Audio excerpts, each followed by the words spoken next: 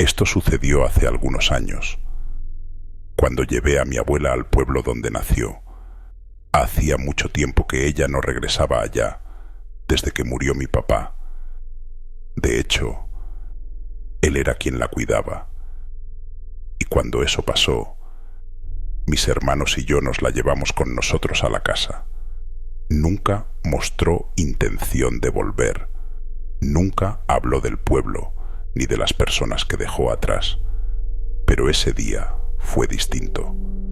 Nos avisaron que don Arturo, un viejo amigo suyo, había fallecido y sin dudarlo ni un segundo, decidió que debía estar en su velorio.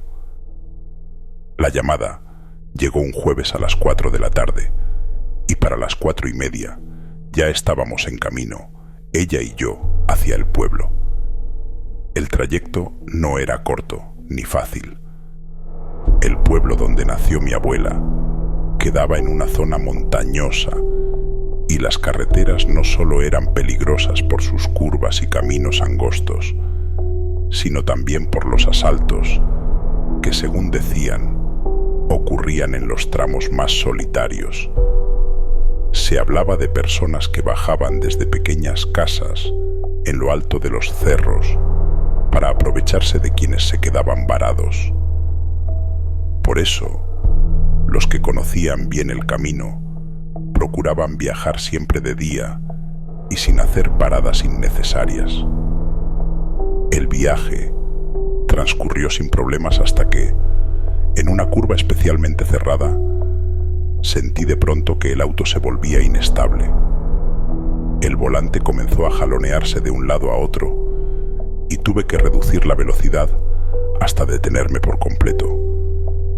Fui a revisar, sintiendo una presión en el pecho que se hizo aún más fuerte cuando vi lo que había ocurrido. Una llanta estaba completamente ponchada.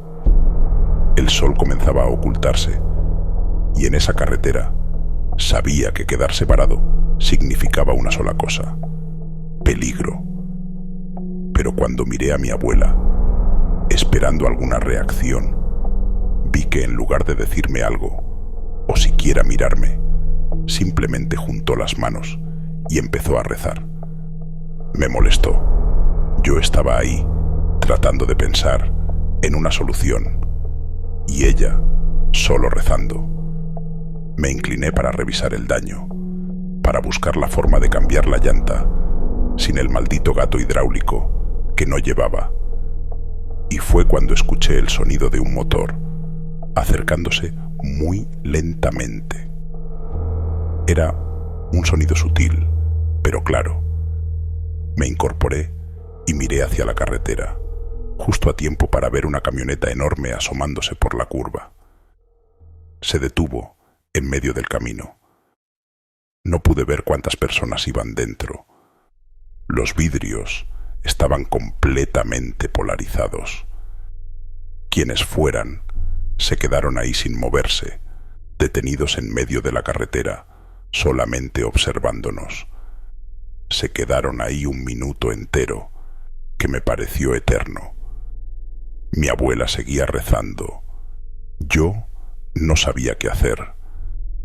El corazón me latía con fuerza y aunque intenté no pensarlo, estaba segura de que en cualquier momento se bajarían de la camioneta. No tenía idea de quiénes eran, pero la forma en que nos veían, en que se habían quedado parados ahí, en plena curva, sin ninguna precaución, me decía que no significaba nada bueno. Entonces, sin previo aviso, dieron vuelta y desaparecieron por donde habían venido. Me quedé paralizada. Miré a mi abuela, esperando alguna explicación, alguna reacción, pero ella seguía rezando sin levantar la vista. No quise decir nada. Solo quería que pasara un auto, que pasara una patrulla, quien fuera que pudiera ayudarnos. Pero la carretera estaba vacía. El sol se ocultaba. El frío de la montaña se hacía cada vez más evidente. Abuelita, Si algo pasa, si vuelven, usted se esconde entre los arbustos, le dije en voz baja, casi sintiéndome ridícula por decirlo así. Ella no respondió. Murmuró algo que no entendí y siguió rezando. Entonces, otro auto apareció por la curva. Era pequeño, completamente opuesto a la camioneta de hacía unos minutos. Se detuvo justo detrás de nosotras y, después de unos segundos, un hombre muy alto bajó del asiento del conductor. Caminó hacia nosotras con calma. ¿Necesitan ayuda?, preguntó con voz tranquila. Asentí, pero sin estar del todo segura de si debía confiar en él. Sin embargo, cuando abrió la cajuela de su auto y sacó herramientas, sentí un alivio inmediato.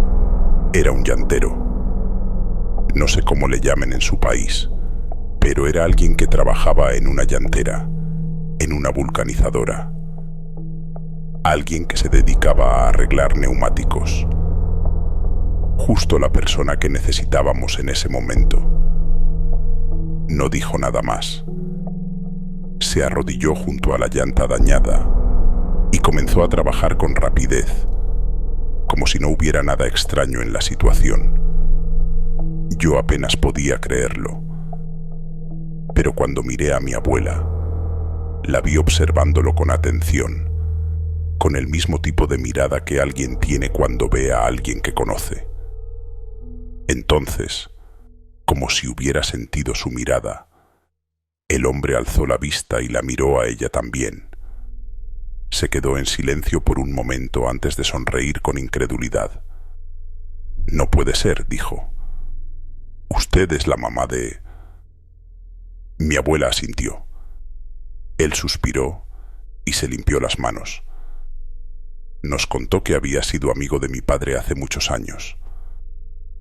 Hace rato andaba en un pueblo vecino con un amigo, pero no sé... Sentí que era mejor regresar temprano hoy. Solo por eso pasé por aquí a esta hora, nos dijo. Ella no dijo nada más. Terminó de ajustar la llanta y nos pidió que siguiéramos de inmediato. Él manejó detrás de nosotros hasta que llegamos al pueblo, asegurándose de que no volviéramos a quedarnos solas en la carretera.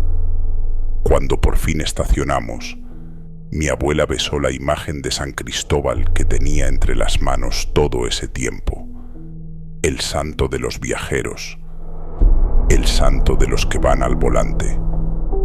Desde ese día, llevo conmigo una imagen de San Cristóbal cuando manejo y una oración de mi abuela, porque, aunque esto no parezca una historia paranormal para la mayoría de la gente que nos escuche, yo sé que algo más grande que nosotras nos cuidó esa tarde